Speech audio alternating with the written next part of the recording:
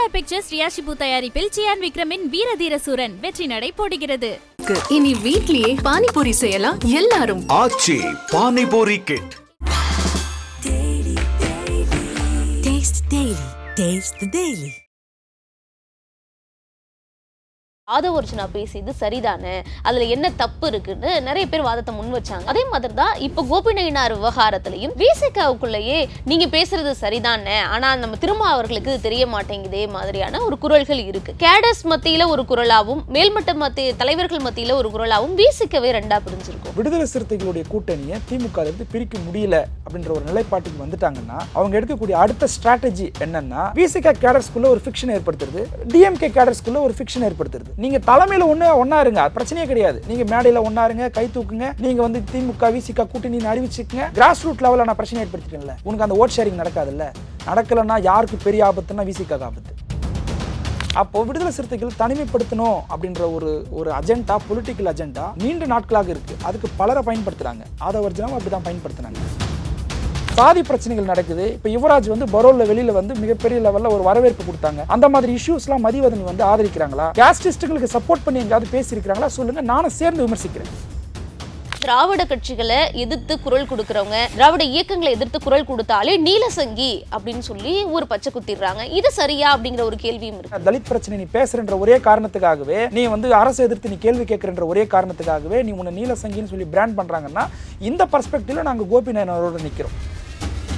நீங்க விஜய் கட்சிக்கு போயிருக்கீங்க, விஜய் கட்சியில போகும்போது அதே ஸ்டாண்ட் எடுப்பீங்களா? தலித் முதலமைச்சர் ஆகணும்னு பேச முடியுமா? குறைஞ்சபட்சம் உங்க கட்சியில சாதி பார்த்து மாவட்ட செயலாளர் நியமிக்கிறாங்கன்ற ஒரு இஷ்யூ இருக்கு. நீங்க நினைச்சா அந்த பிரச்சனையை அட்ரஸ் பண்ணி தீர்க்க முடியும். தீர்த்தீங்களா? குறைஞ்சபட்சம் அதை பத்தி பேசுனீங்களா? கிடையாது இல்ல. வணக்கம். இன்று நம்முடன் இணைந்திருப்பவர் விடுதலை சிறுத்தைகள் கட்சியை சார்ந்த திரு மோசஸ் அவர்கள். சார்கிட்ட கேட்க நிறைய கேள்விகளும் சந்தேகங்களும் இருக்கு, பேசுவோம். வணக்கம். விடுதலை சிறுத்தைகள் கட்சி சமீப காலமா ஒரு கால இடைவெளிக்கு பிறகு திரும்ப பேசு பொருளா ஏதோ ஒரு இடத்துல மாறிக்கிட்டே இருக்கு. கூட்டணி கட்சிக்குள்ளேயும் விசிக்கு வெளியில போக போதாங்கிற குரலையும் அது சேர்த்தே எழுப்பிக்கிட்டு இருக்கு. ஆதவர்ஜுனா விவகாரம் நமக்கு தெரியும்.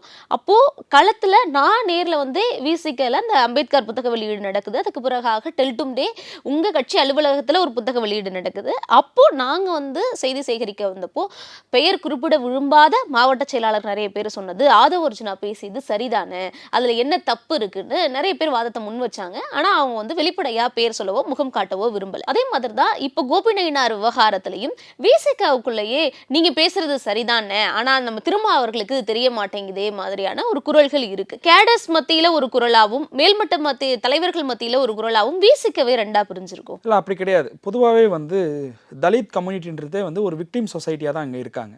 அப்போது யாரால் அவங்க விக்டிம் ஆக்கப்பட்டாங்க, எந்த கருத்தியலால் அவங்க விக்டிம் ஆனாங்க அப்படின்னு பார்க்கும்போது பார்ப்பனிய கருத்தியலால் நம்ம விக்டிம் ஆக்கப்பட்டோம். நம்ம அதனால தான் சாதி கொடுமைகள்ன்றதே வந்து அதுதான் ரூட் காஸ் அப்படிங்கிறது வந்து எல்லாருக்கும் தெரியும்.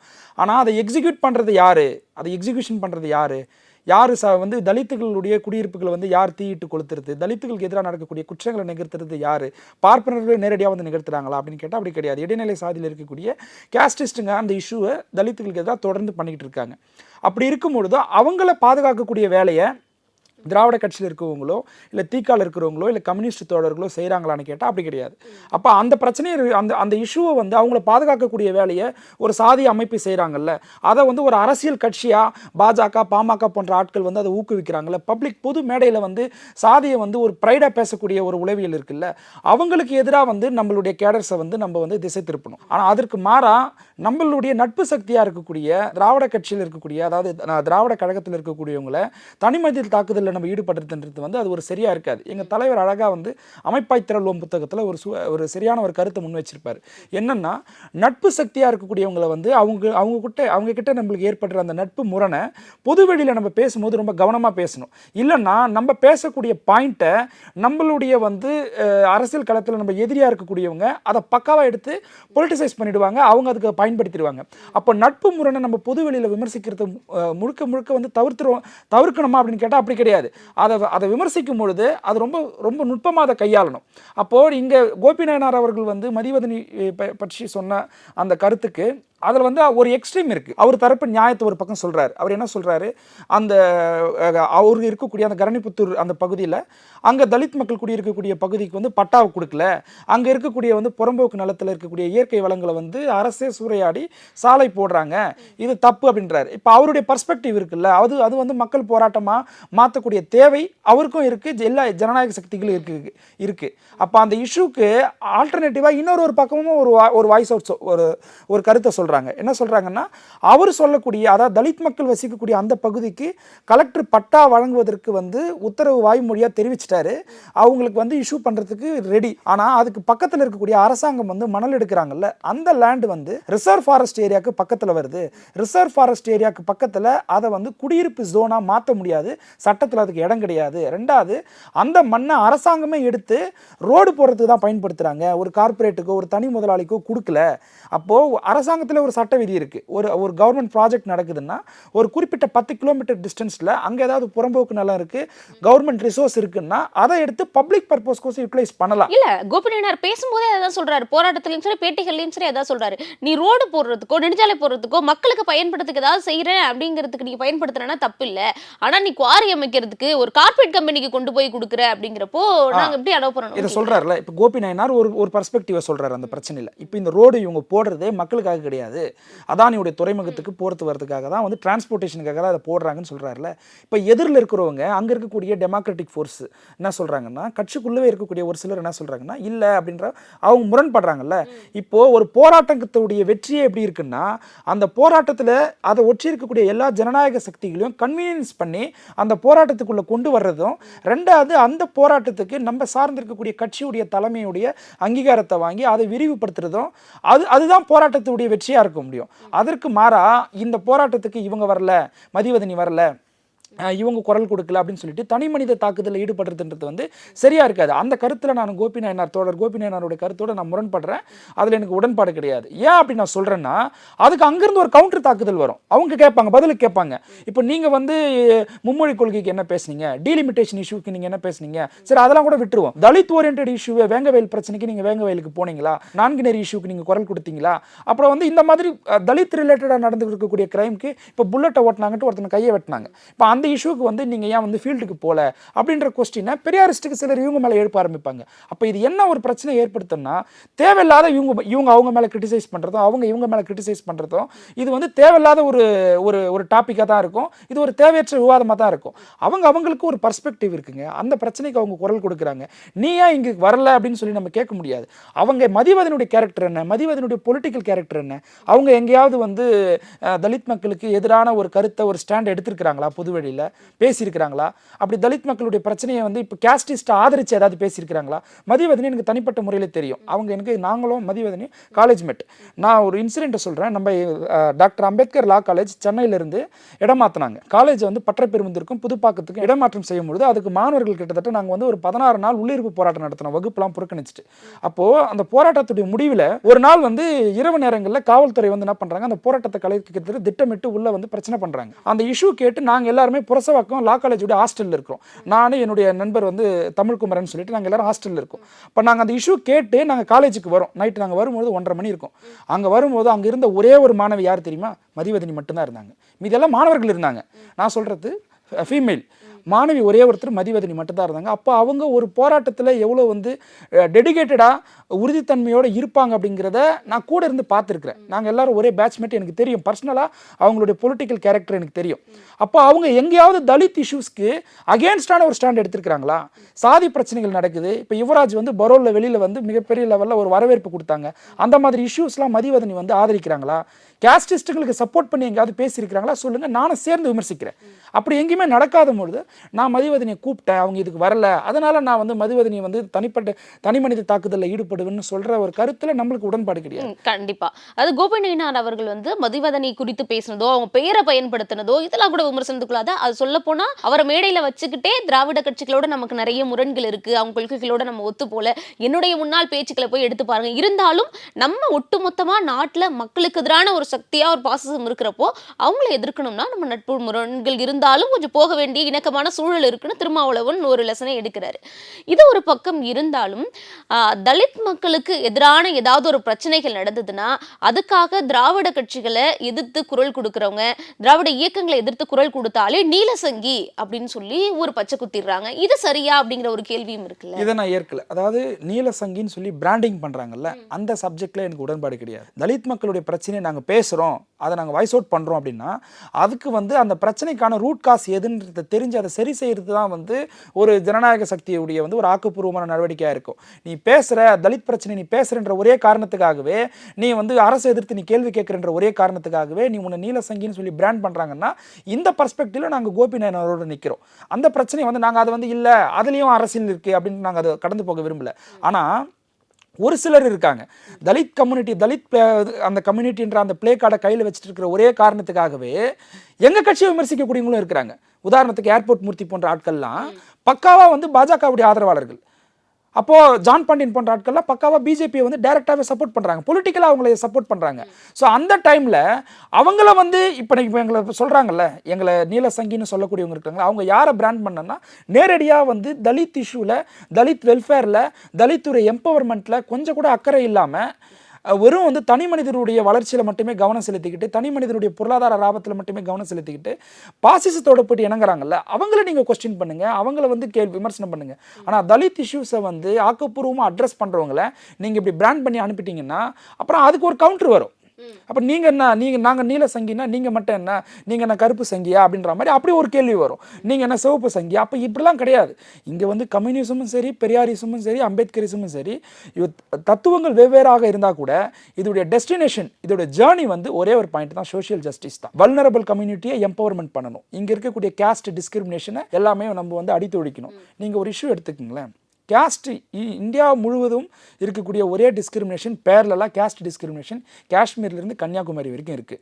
இப்போ இங்கே இருக்கிறவங்க தலித்துகளுக்கு எதிராக திராவிட கட்சிகளை வந்து முன்னிறுத்துறாங்கல்ல, திராவிட கட்சிகள் தலித்துகளுக்கு எதுவும் செய்யலைன்னு சொல்கிறாங்கல்ல. இப்போ நான் ஒரு கேள்வி கேட்குறேன்.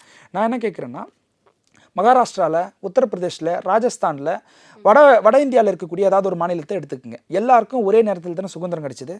அப்போது இங்கே இருக்கக்கூடிய தலித் கம்யூனிட்டியில் இருக்கக்கூடியவங்களுடைய அவங்களுடைய லிட்ரஸி ரேட்டு, அவங்களுடைய சோஷியல் டெவலப்மெண்ட்டு, அவங்களுடைய எக்கனாமிக் டெவலப்மெண்ட், எம்பவர்மெண்ட்டை நீங்கள் வட இந்தியாவில் இருக்கக்கூடிய தலித்துகளுடைய அவங்களுடைய வாழ்க்கையோடு ஒப்பிட்டு நீங்கள் பாருங்கள், யாருக்கு அவருடைய வாழ்வியல் வந்து மேம்பட்டுருக்குன்னு பாருங்கள்.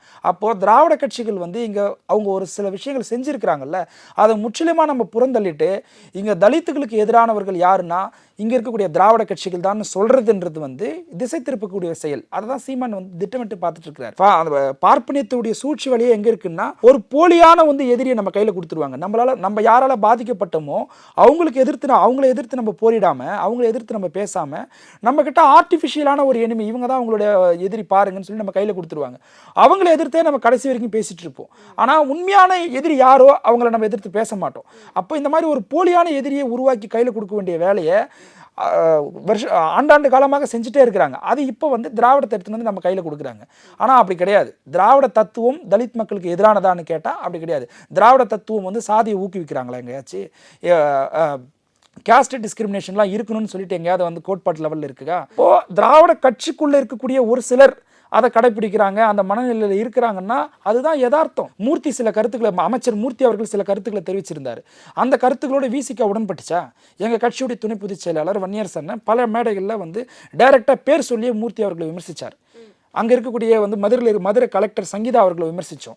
அப்போது அதிகாரத்தில் இருக்கிறாங்க, திமுகவில் இருக்கிறாங்க, திமுக கவர்னன்ஸில் இருக்கக்கூடிய கலெக்டர் அப்படின்ற ஒரே காரணத்துக்காகவே விடுதலை சிறுத்தை எல்லா இடத்துலையும் ஹீல்ட் ஆகிட்டாங்களான்னு கேட்டால் கிடையாது. விமர்சிக்க வேண்டிய இடத்துல நாங்கள் விமர்சிக்கிறோம். ஆனால் நட்பு முரண் எது, பகை முரண் எதுன்றதை தெரிஞ்சு நம்ம விமர்சிக்கணும். அப்படி விமர்சிக்கலைன்னா நம்ம இப்போ ஒன்றும் இல்லைங்க. இப்போ கோபி நாயனாருடைய ஸ்டேட்மெண்ட்டை யார் எடுத்து பொலிட்டிசைஸ் பண்ணுறா, அதை யார் எடுத்து பேசுகிறாங்க? நாம் தமிழர் கட்சி எடுத்து எல்லா இடங்களையும் பரப்புகிறாங்க. நாங்கள் சொன்னோம் பார்த்தீங்களா அப்படின்னு சொல்கிறாங்க.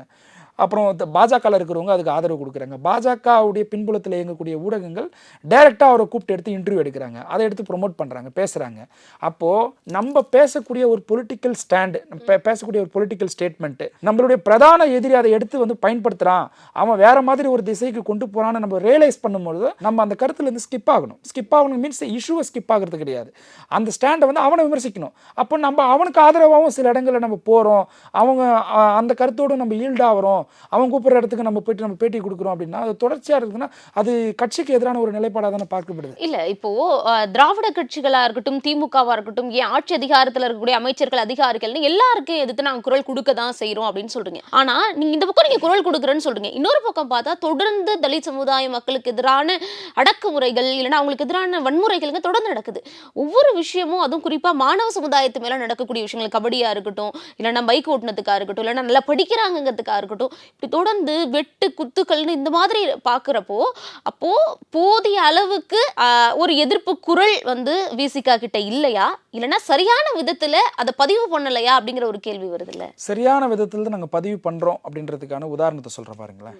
நாங்கள் வந்து என்னன்னா இப்போ இந்த பிரச்சனைகள்லாம் நடக்குதுல்ல, தலித் கிரைம் அகேன்ஸ்ட் தலித் நடக்குது இல்லை, இந்த பிரச்சனையை வந்து ஏதாவது ஒரு இடத்துல திக கட்சியில் இருக்கிறவங்க போயிட்டு ஆதரிக்கிறாங்களா, இல்லை அவங்களோட கூட போய் நிற்கிறாங்களா, இல்லை கம்யூனிஸ்ட் கட்சியில் இருக்கிறவங்க போயிட்டு ஆதரிக்கிறாங்களா? கிடையாது. அப்போ ஏன் நிற்கலன்னா அவங்க யாரு?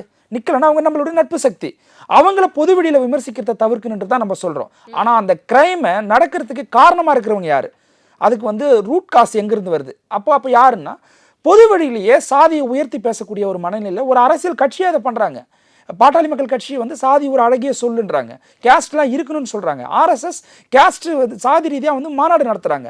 பாஜக வந்து அந்த கருத்தியில் வந்து பொலிட்டிக்கலாக கொண்டு போகிறாங்க. மக்கள் யார் ஆட்சியில் இல்லைல்ல சார், அதுதான் சொல்கிறேன். நான் ஒன்று சொல்கிறேன் பாருங்களேன், ஒரு அரசியல் கட்சி அதிகாரத்துக்கு வந்துட்டாங்கன்ற ஒரே காரணத்துக்காக அந்த இடத்துல 0 ரேட் வந்து தலித் அகேன்ஸ்ட் கிரைம் நடக்காமல் இருக்கும் அப்படின்னு நம்மளால சொல்ல முடியாது. அது ஊர்ஜிதம் கிடையாது. அப்படின்னா புரட்சியாளர் அம்பேத்கர் அரசு ஃபர்ஸ்ட் லா மினிஸ்டர் அதிகாரத்துக்கு வந்துட்டாரு, உடனே தலித் மக்களுக்கு எதிராக நடக்கக்கூடிய குற்றங்களை டக்குன்னு குறைஞ்சிடுச்சா? இப்போ மாயாவதி அம்மா வந்து உத்தரப்பிரதேசத்தில் 5 முறை முதலமைச்சராக இருந்தாங்க.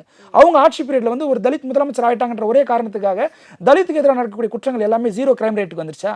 எங்கள் தலைவர் அந்த ப்ராக்டிகாலிட்டியை பேசினார். நாளைக்கு நானே முதலமைச்சரானா கூட இந்த மாதிரியான பிரச்சனைகள் நடக்கும் அப்படின்றார். ஏன் நான் சொல்கிறோன்னா, மொத்த சோஷியல் ஸ்ட்ரக்சர் அப்படி தான் இருக்குது, அதிலிருந்து அல்ற ஒரு படி நீர் அப்படி தான் இருக்கும். அப்போ அந்த பிரச்சனையை அரசு வந்து வீரியமாக அட்ரஸ் பண்ணாத இடத்துல விடுதலை சிறுத்தைகள் நாங்கள் கேள்வி கேட்குறோம். கூட்டணியில் இருக்கிறோம், முதலமைச்சர் கோச்சிப்பார், துணை முதலமைச்சர் கோச்சிப்பார் அப்படின்ற காரணத்துக்காக நாங்கள் காம்ப்ரமைஸாக போய்டுறோம்னு கேட்டால் கிடையாது. அந்த பிரச்சனையை அட்ரஸ் பண்ணுறோம், இன்னும் வீரியமாக செயல்படுகின்றோம். அப்போ அந்த மாதிரியான ஒரு விஷயங்களை கோபி நாயனார் அவர்கள் முன்னெடுக்கிறாருன்னா எல்லாருமே சப்போர்ட் பண்ணுவோம், அது பிரச்சனையே கிடையாது. நான்குநேரி இஷ்யூக்கோ வேங்கவேலி இஷ்யூக்கோ அவர் போராடுறாரு பேசுகிறாரு அப்படின்னா அது வேற. இங்கே நடக்கக்கூடிய இஷ்யூவை அது ஒரு ரீஜனல் இஷ்யூ, அந்த இஷ்யூவில் அவருக்கு ஒரு கருத்து இருக்குது, அவருக்கு ஆல்டர்னேட்டிவாக இருக்கிறவங்க இன்னொரு கருத்தை சொல்கிறாங்க. இல்லைங்க, அது ஃபாரஸ்ட் ஏரியாவுக்கு பக்கத்தில் ரெசிடென்ஷியல் ஜோன் அறிவிக்க முடியாது, மக்களோட பயன்பாட்டுக்கு தானே எடுக்கிறாங்க, அதில் என்ன இருக்குது உங்களுக்கு அப்படின்னு சொல்லிட்டு அப்படி ஒரு பார்வையும் இருக்குது.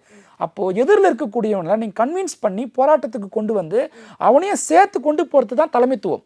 அதான் அவன் நெக்லெக்ட் பண்ணிவிட்டு நீ வரலையா, நீ வந்து தலித் மக்களுக்கு எதிராக இருக்கிறவன், அவங்க வேறு ஏதாவது காரணத்துக்காக கூட வராமல் இருக்கலாம், மேபி வந்து வேறு ஏதாவது ஒரு விஷயத்தில் கமிட் ஆகிருக்கலாம், இவர் எடுக்கக்கூடிய போராட்டத்தில் உடன்படாமல் இருக்கலாம், வேறு இஷ்யூஸ் இருக்கலாம், அதுக்காக அவங்கள நீங்கள் பிராண்ட் பண்ணுறதுன்னு இருக்குல்ல, அதுவும் வந்து நம்ம கிட்ட இருக்கக்கூடிய தலித் பிளே கார்டை வச்சு நீங்கள் பிராண்ட் பண்ணுறதுன்னு இருக்குல்ல, இது என்ன ஆகிடும்னா ஒரு பாயிண்டில் தலித் ஐசோலேஷன் நடக்க ஆரம்பிச்சிடும்.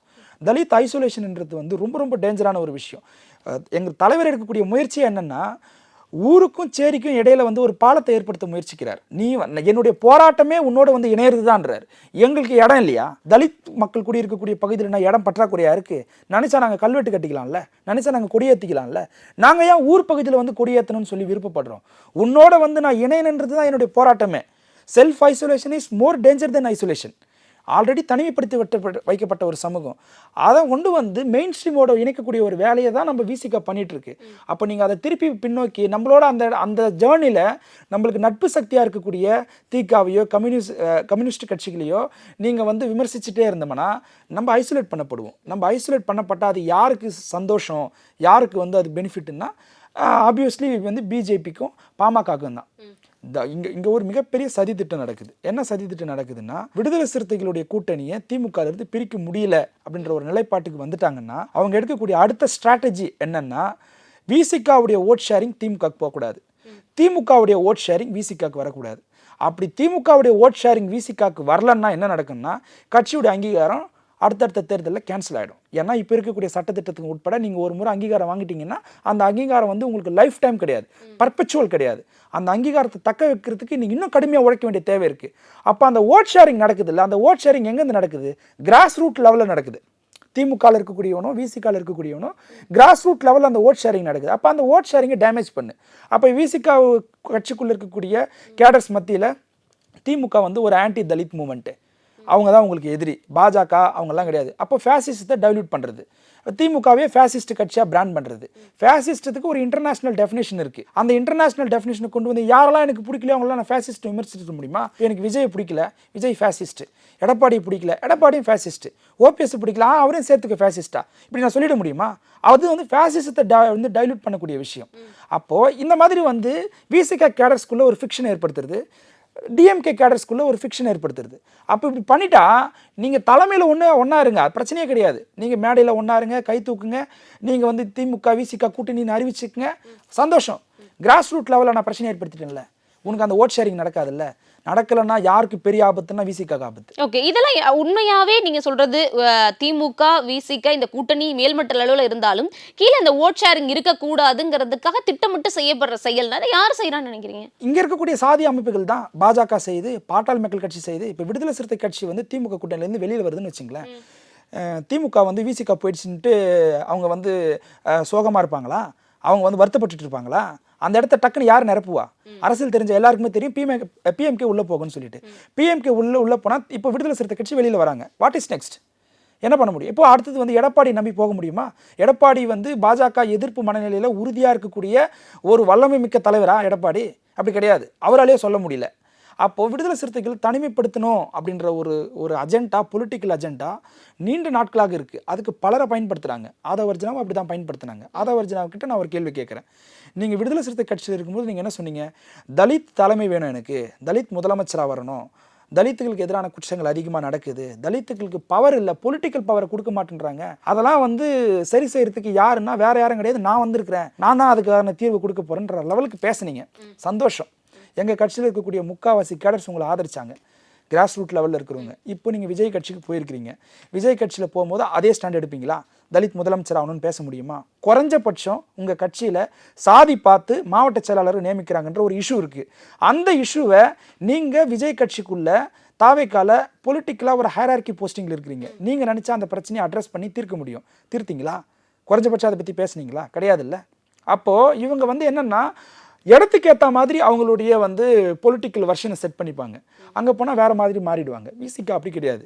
எங்களுக்கு வந்து எங்களுடைய வளர்ச்சின்றது வந்து ரொம்ப அங்குலமாக இருந்தால் கூட ரொம்ப ஆழமாக நாங்கள் வளர்கிறோம், ஐடியாலஜிக்கலாக நாங்கள் வந்து ஸ்ட்ராங்காக வளர்கிறோம். கட்சிக்குள்ளே இந்த மாதிரியான விமர்சனங்கள் வந்து எங்களுக்கு ரொம்ப வருத்தம் அளிக்குது. கோபி நாயனார் அவர்கள் வந்து அவர் அந்த மாதிரி பேசுகிறாரு, அவர் பிஜேபியுடைய வந்து ஒரு ஆளாக உள்ள வந்து பேசுகிறாரு, இல்லை வந்து கூட்டணியை பிரிக்கிறதுக்கு ஏதோ அவருக்கு ஒரு இன்னர் அஜெண்டா இருக்குது அப்படின்ற ஒரு பார்வையெல்லாம் நான் முன்வைக்க விரும்பல. அவர் உண்மையிலே ஃபீல்டில் இறங்கி போராடக்கூடிய ஒரு நல்ல மனிதர். அவர் நிறைய மக்கள் பிரச்சனைக்காக வந்து பேசியிருக்கிறாரு, எழுதியிருக்கிறாரு, போராடி இருக்கிறாரு. அற்புதமான ஒரு படைப்பு கொடுத்துருக்கிறாரு. அறம் என்ற படம் வந்து அவ்வளோ ஒரு அற்புதமான ஒரு படம். நல்ல ஒரு சிந்தனையாளர். அவர் முன்னெடுக்கக்கூடிய ஒரு பிரச்சனையை அங்கே அந்த ஊரில் சுற்றி இருக்கக்கூடிய டெமோக்ராட்டிக் ஃபோர்ஸை யூனிட்டி பண்ண முடியல அப்படின்றதுக்காக மதிவதனி போன்ற ஆட்கள் மேலே வந்து பழிய தூக்கி போடுறது, அவங்க மேலே ஒரு விமர்சனங்களை வைக்கிறது அப்படிங்கிறது ஏற்புடையதாக இல்லை. இது எதை நோக்கி கொண்டு போகணும்னா, நமக்கு நட்பு சக்தியாக இருக்கக்கூடியவங்களை நம்ம பகைச்சிக்கக்கூடிய சூழல் ஏற்படும். இதனால் விடுதலை சிறுத்தைகளுக்கு என்ன ரிசல்ட் கிடைக்கும்னா, பொலிட்டிக்கலாக நம்ம செட்பேக்கை சந்திக்க வேண்டிய சூழல் ஏற்படும். உண்மையாலே கேஸ்ட் கிரைமை பண்ணுறவன் யார், அவனை நீங்கள் கடுமையாக விமர்சிங்க. அவனுக்கு ஏதாவது அமைச்சர் துணை போகிறாங்களா, அவங்களுக்கு ஏதாவது வந்து அங்கே இருக்க அதிகாரத்தில் இருக்கிற அதிகாரிகள் ஏதாவது துணை போகிறாங்களா, கடுமையாக விமர்சிங்க. அதுக்காக எவ்வளோ எந்த லெவலுக்கான போங்க, தப்பு கிடையாது, அதை தலைவரே விரும்புகிறார். ஆனால் அதை தாண்டி கேஸ்ட் கிரைமை பண்ணுறவன் ஒருத்தன் இருக்கிறான், அவன் பிற்படுத்தப்பட்ட சமூகத்தில் பிறந்துட்டான்ற ஒரே காரணத்துக்காக பிற்படுத்தப்பட்ட மக்களுடைய ரெப்ரசன்டேட்டிவ் தான் வந்து திகா, பிற்படுத்தப்பட்ட மக்களுடைய ரெப்ரசன்டேட்டிவ் தான் திமுக அப்படின்னு நீங்க கேட்டகரைஸ் பண்றதுன்றது வந்து தவறான அணுகுமுறை. இல்ல இவ்ளோ பிரச்சனைகள் இருக்குங்கிறீங்க. கூட்டணி மேல்மட்டத்துல இருந்தாலும் ஓட் ஷேரிங் இது கீழே இருந்து நடக்கிறது. இப்போ இங்க ட்ராக் மாறிடுச்சு அப்படின்னா உங்களுடைய அங்கீகரிக்கப்பட்ட கட்சிங்கிற ஒரு உரிமையே பாதிக்கிறதுக்கு வாய்ப்புகள் இருக்குன்னு இவ்ளோ சொல்றீங்க. அப்போனா அந்த கிராஸ் ரூட் லெவல்ல இருக்கக்கூடிய அந்த ஓட் ஷேரிங்கிறது மாறாம அப்படியே இருக்கணும்னா இது உங்களுடைய கேடஸ் கொண்டு போய் சேர்க்க வேண்டிய கடமை இருக்கு. ஆனா அவங்களுக்கு திரும்ப திரும்ப ஒவ்வொரு தலித் பிரச்சனை வரப்பி விசிக்கல இரு குரல்கள் இருக்கிறதுங்கிறது 26ல உங்களுக்கு எதிரொலிக்கும்ல. அதான் சொல்றேன். நாங்க எங்க இருக்கிறோம்னா நாங்க வந்து விக்டிமைஸ்டு சொசைட்டிலேயே most victimised society Dalit society. இப்படி இருக்கும்பொழுது என்னன்னா இங்க ஆன்டி திராவிட சைக்காலஜியை திட்டமிட்டு தலித் லீடருங்களை நிறைய இடங்கள்ல வந்து பேசியிருக்கிறாங்க. அப்போ அந்த மாதிரியான ஒரு உளவியல் இருக்கும்பொழுது இதெல்லாம் இந்த பிரச்சனைக்கெல்லாம் காரணம் யாரு? இந்த பிரச்சனைலாம் காரணம் இந்த கிரைமை ஏற்படுத்தின கேஸ்டிஸ்ட்னு சொல்ல மாட்டாங்க. இந்த பிரச்சனைலாம் காரணம் திமுக தான். ஒரு இன்ஸ்பெக்டர் தப்பு பண்ணுறாரா, திமுக தான் காரணம். ஒரு எஸ்ஐ சரியாக வந்து இது வந்து திமுக கவர்மெண்ட்டில் மட்டுமே நடக்கக்கூடிய இஷ்யூவா நான் கேட்குறேன். இது வந்து ப்ரீ இண்டிபெண்டன்ஸ்க்கு முன்னாடி இருந்தே இந்த பிரச்சனை இருக்குது. தலித் இஷ்யூஸ்னாலே வந்து ஒரு ஐசோலேட்டட் இஷ்யூவாக அதை சரியாக வந்து அதிகாரத்தில் இருக்கவங்க அட்ரஸ் பண்ணாத ஒரு இஷ்யூவாக தான் இருக்குது. இப்போ அந்த பிரச்சனை இருக்கும்போது என்ன பண்ணணும்னா நம்ம இதுக்கு வந்து யாரை விமர்சிக்கணுமோ ரைட் பர்சனை நம்ம விமர்சிக்கணும். எல்லா பிரச்சனைக்குமே நம்ம வந்து அது முதலமைச்சர் தான் காரணம், துணை முதலமைச்சர் தான் காரணம், வீரமணி அவர்கள் தான் காரணம் அப்படின்னு நம்மளுடைய நட்பு சக்தியாக இருக்கக்கூடியவங்களை நம்ம பொது வழியில் நம்ம விமர்சிக்க ஆரம்பிச்சோம்னா நாளைக்கு நம்மளை கவுண்டர் பண்ண ஆரம்பிச்சுதாங்க. ஒன்றும் இல்லை, சிம்பிள் எக்ஸாம்பிள் நான் கேட்குறேன். சாதி ஒழிப்புக்கு என்ன வழின்னா புரட்சியாளர் அம்பேத்கர் இந்து மதத்தை ஒழிக்கணும்னு சொல்கிறார். இந்து மதத்தை இருக்கிறவங்க யாருமே விடுதலை சிறுத்தை கட்சிக்குள்ளே கேடர்ஸாக வரக்கூடாது அப்படின்ற ஒரு ஸ்டாண்டு அப்படின்ற ஒரு க்ரைட்டீரியாவை விசிகா பொலிட்டிக்கல் கட்சியாக இருக்கக்கூடிய விடுதலை சிறுத்தைகள் எடுக்க முடியுமா? அது லாஜிக்காக சரியாக வருமா? முடியாது. ஒட்டுமொத்த சொசைட்டியுமே இப்போ விசிகாவில் இருக்கக்கூடிய கேடர்ஸே மெஜாரிட்டேரியன்ஸ் வந்து இந்துவாக தான் இருக்கிறாங்க. அப்போது புரட்சியாளர் அம்பேத்கர் இந்த கருத்தை சொல்லிட்டாரு. அவரை உள்வாங்கின கட்சி தானே விசிகா. அப்போ அவர் சொன்னால் அப்போ சாதியை ஒழிக்கணும்னா இந்து மதத்தை ஒழிக்கணும்னு சொல்லியிருக்கிறார்ல. அப்போ விசிகாவில் ஜாயின் பண்ணுறதுக்கே நீங்கள் இதை ஒரு க்ரைட்டீரியாவாக செட் பண்ணுங்க அப்படின்னு நம்ம பேச முடியுமா? அது லாஜிக்காக இருக்குமா? இருக்காது. ஹோல் சொசைட்டி அப்படி தான் இருக்குது. இது வந்து 2000 வருஷமாக இருக்கக்கூடிய பிரச்சனை. இதை வந்து 10 வருஷமாக இல்லை ஒரு 20 வருஷமாக ஆட்சியில் இருக்கக்கூடிய ஒரு கட்சியை மட்டுமே பின் பண்ணி நீ ஏன் ஒழிக்கலன்னு கேட்க முடியாது. அதான் எங்கள் தலைவர் ப்ராக்டிக்கலாக பேசினார். நாளைக்கு நானே முதலமைச்சராக வந்தாலும் இந்த பிரச்சனைக்கு வந்து கம்ப்ளீட்டாக 0 லெவலில் இந்த க்ரைம் ரேட் போகுமான்னு கேட்டால் முடியாது. ஸோ நம்ம இந்த சோஷியல் ப்ராக்ரஸ்ன்றது வந்து ஸ்டெப் பை ஸ்டெப்பாக தான் கொண்டு போக முடியும். ஆனால் அதை ஒருத்தவங்க பின்னால் இருந்து ஒரு அரசியல் கட்சி முன்னெடுக்கிறாங்கல்ல, பொலிட்டிக்கல் அஜெண்டாவை முன்னெடுக்கிறாங்களா, அவங்கள நம்ம அம்பலப்படுத்த வேண்டிய தேவை இருக்குது. ஆனால் இவங்க யாரும் அந்த மாதிரி பேச மாட்டேன்றாங்க. இப்போது ஆதவர்ஜனா மேலே எனக்கு என்ன வருத்தம் அப்படின்னா அவர் பாட்டாளி மக்கள் கட்சியோ பிஜேபியோ வந்து டைரெக்டாக அவங்க அட்டாக் பண்ண மாட்டேங்கிறாங்க. இந்த மாதிரி அவங்க அவர் ஒரு சொல்லாடல் சொல்கிறார்ல, சாதி ஒரு அழகிய சொல்லுன்றார்ல, நாடக காதல்னு ஒரு அஜெண்டாவை கொடுக்குறாங்கல்ல, கேஸ்ட்லாம் இருக்கணும்னு சொல்லி பேசுகிறாங்கல்ல, 18 வெர்சஸ் 19 வெர்சஸ் 81 சொல்லி பேசுகிறாங்கல்ல. இப்போ அந்த மாதிரியான ஒரு நிலைப்பாட்டில் வந்து அந்த கட்சியை ஏன் இவங்க டேராக விமர்சிக்க மாட்டேன்றாங்க? அப்போ உண்மையாலே கிரைமை பண்ணக்கூடியவன் யார்? பின்னால் இருந்து வந்து அது இன்ஸ்டிகேட்டராக யார் இருக்கிறா? அப்போது அதிகாரத்தில் இருக்கிறவங்களை கேள்வியை கேட்கக்கூடாதுன்னா கேளுங்க, வேணான்னு சொல்லலை. அதை சப்போர்ட் பண்ணுறவங்களை நீங்கள் கேளுங்கன்னு சொல்கிறோம். மதிவதனியுடைய கேரக்டர் என்ன, அவங்களுடைய பொலிட்டிக்கல் கேரக்டர் என்ன, அவங்க எங்கேயாவது ஒரு இடத்துலையாவது ஆன்டி தலித் ஸ்டேட்மெண்ட்டை சொல்லியிருக்கிறாங்களா, பேசியிருக்கிறாங்களா? இல்லை போயிட்டு வந்து தலித்துகளுக்கு எதிராக செயல்படக்கூடியவங்களோட கைகோர்த்து வந்து அரசியலில் பயணிச்சிருக்கிறாங்களா? கிடையவே கிடையாது. அவங்க கிட்டத்தட்ட ஒரு 3 வருஷமாக தான் மெயின் ஸ்ட்ரீம் மீடியாவில் அவங்களுடைய பேச்சு அதிகமாக வந்து கவனத்தை இருக்குது. நீ ஏன் இதுக்கு வரல? அவங்க பதில் கேட்பாங்க. அதுக்கு நீங்கள் பதில் சொல்ல ரெடியாக இருக்கீங்களா? அவங்க திருப்பி கேட்பாங்க, நீங்கள் ஏன் நாங்குநேரிக்கு போகல, நீங்கள் ஏன் வேங்க வயலுக்கு போகல, நீங்கள் ஏன் வந்து மும்மொழி கொள்கையை வந்து பிஜேபி ஏன் எதிர்க்கலை, ஃபண்டு கொடுக்கல, அந்த பிரச்சனை ஏன் நீங்கள் பெருசாக பேசலை, டீலிமிட்டேஷனுக்கு நீங்கள் ஏன் ரோட்டுக்கு வரல? அவங்க ஒரு 10-20 லிஸ்ட்டு அடக்குவாங்க. இது எதை நோக்கி பயணிக்கும்? 2 பேருக்குமே டெஸ்டினேஷன் ஒன்று தான். வல்னரபிள் கம்யூனிட்டி, மார்ஜினலைஸ்டு கம்யூனிட்டியை எம்பவர்மெண்ட் பண்ணணும். இப்போ நம்மளுக்குள்ளே இருக்கக்கூடிய சின்ன சின்ன முரணை விடுதலை சிறுத்தைக்கும் திமுகவுக்கும் முரண்பாடே இல்லைன்னா கிடையாது. முரண்பாடு இருக்கிறதுனால தான் நாங்கள் தனி கட்சி நடத்துகிறோம். இப்போ எங்களுக்கும் திமுகக்கும் எல்லாத்துலேயும் நம்ம ஒரே சிமிலாரிட்டி இருந்ததுன்னா நாங்கள் ஏன் தனி கட்சி நடத்தணும்? தேவையில்லாத வேலை. இப்போ திமுக போய் இணைஞ்சிடலாமே. இப்போ நாங்கள் ஏன் தனியாக கட்சி நடத்துகிறோன்னா நாங்கள் எல்லா இடங்களிலுமே திமுகவோட உடன்படலை. அதே நேரங்களில் எல்லா இடங்களிலுமே முரண்படவும் இல்லை. விமர்சிக்க வேண்டிய இடத்துல விமர்சிக்கிறோம். நட்பு முரண் எது, பகை முரண் எதுன்றதை தெரிஞ்சு விமர்சிக்கிறோம். அந்த பக்கம் இவர் ஒருவேளை அந்த இஷ்யூவை இவர் மட்டுமே வந்து கையில் எடுத்து போராடுறாரு, ஒரு ஃப்ளக்சுவேட்டில் கூட அந்த பதில் ஒரு ஃப்ளக்சுவேஷனில் கூட அந்த ஸ்டேட்மெண்ட்டை விட்டுருக்கலாம். ஆனால் இது தொடரக்கூடாதுன்னு நாங்கள் விரும்புகிறோம். கண்டிப்பாக இவ்வளோ நேரம் என்னுடைய கேள்விகளுக்கு மிக நேர்த்தியான தெளிவான பதில்களை கொடுத்ததுக்கு நன்றி சார். நன்றி. HR பிக்சர்ஸ் ரியாஷிபு தயாரிப்பில் சியான் விக்ரமின் வீரதீர சூரன் வெற்றி நடை போடுகிறது. இனி வீட்லயே பானிபூரி செய்யலாம் எல்லாரும். ஆச்சி பானிபூரி கிட்.